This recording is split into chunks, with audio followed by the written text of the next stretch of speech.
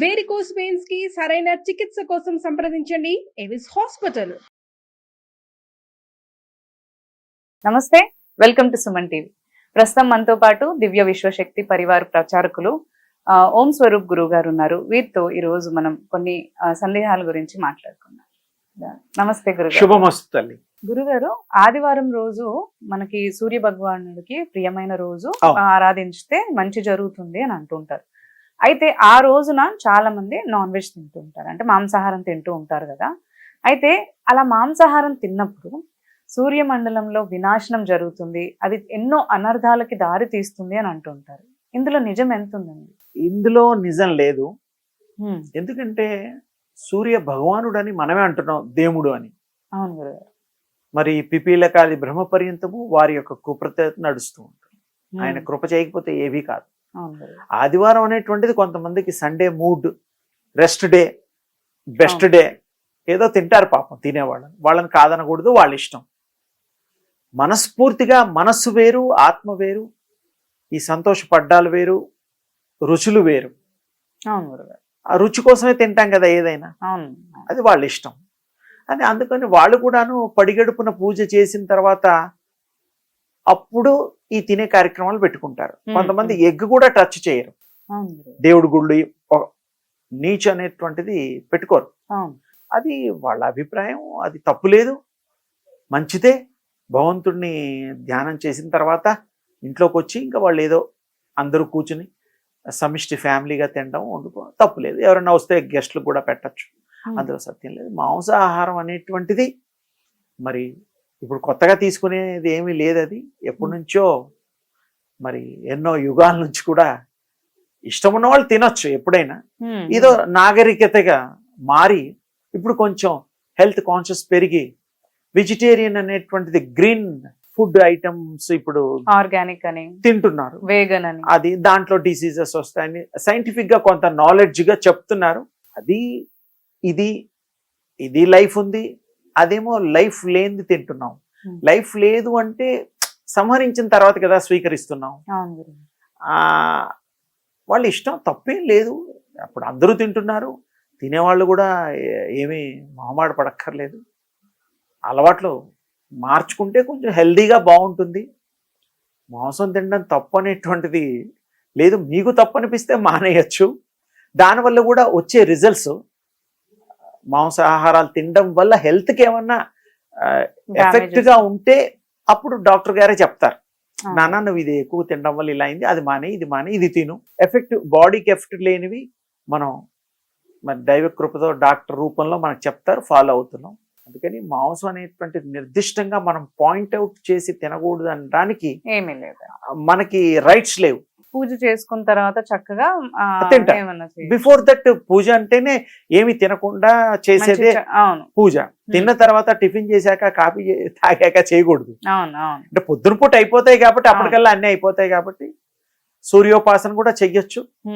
మరి గతంలో క్షాత్ర ధర్మంలో మరి రాజులంతా క్షత్రియులు అన్ని తినేవాళ్ళు కదా. మరి వాళ్ళు కూడా టైం టేబుల్స్ మెయింటైన్ చేసి దేవుడికి దండం పెడుతూ యుద్ధం చేస్తూ మరి అది కూడా తినాలి. ఎందుకంటే అది తినకపోతే అప్పట్లో మరి కండలు బలం లేదుగా, మరి వీక్నెస్ వస్తుందిగా. అలా అని తినే వాళ్ళని వద్దనలేము, తినని వాళ్ళని తినమనలేము. వాళ్ళ స్వవిషయం, వాళ్ళ యొక్క ఇంట్రెస్ట్ మీద ఆధారపడి ఉంటుంది. కానీ ఒకటి మాత్రం చెప్పచ్చు, ఏది తింటే మీ బాడీకి బెనిఫిటబుల్ ఉంటుందో అది చూసుకొని మీరు చూస్ చేసుకొని హెల్త్ని బాగా ఉంచుకోవడానికి మీరు డిసిషన్ మీరే తీసుకోవాలి.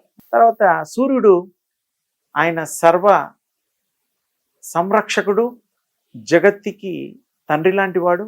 సూర్యోదయం లేకుండా తెల్లవారదు, ఆయన ప్రత్యక్ష దైవం. అందుకని గుళ్ళోకి వెళ్ళాలన్నా క్యూ ఉంటుంది, టికెట్లు ఉంటాయి, ఏవో ఉంటాయి. ఈ మన సూర్యుడికి, మన దేవుడికి ఎక్కడ పడితే అక్కడ ఆగి ఒక్క సెకండ్ పైకి చూస్తే స్వామివారు కనిపిస్తారు, దివ్య దర్శనం అయిపోతుంది. ఇది ఎంత ఈజీ గాడ్ మనకి. ఇంకోటి చాలా మంచి దేవుడు సూర్యుడు. మిగతా వాళ్ళు కూడా గొప్పవాళ్ళు కాదండం లేదు, వాళ్ళు కూడా సూర్యోపాసన చేశారు. ఏంటంటే ఇది బయట ఎక్కడ పడితే అక్కడ దర్శనాలు చేసుకోవడానికి వీలైన దేవుడు. వీళ్ళని కూడా ఎక్కడ పడితే అక్కడ మనసులో తలుచుకోవచ్చు ఈ దేవుళ్ళని కూడా. కానీ గుళ్ళల్లోనేమో వెళ్లాల్సి వస్తుంది. వెళ్ళకూడదు అనడం లేదు, వెళ్ళొచ్చు, ఎవరిష్టం వాళ్ళది. ఏ దేవుడైనా గొప్పవాడే, అవును గురుగారు. అందరూ శక్తిమయులే. ఆ శక్తిని మనం పొందడం కోసమే ఆ దేవుని ఈ దేవుని దండం పెట్టుకుంటాం, మన కోరికలు తీర్చుకోవడం కోసం ప్రయత్నం చేస్తాం. అవును. తప్పు లేదు, అంతా మన మంచికే. అన్నీ కూడా దివ్యశక్తి స్వరూపాలే.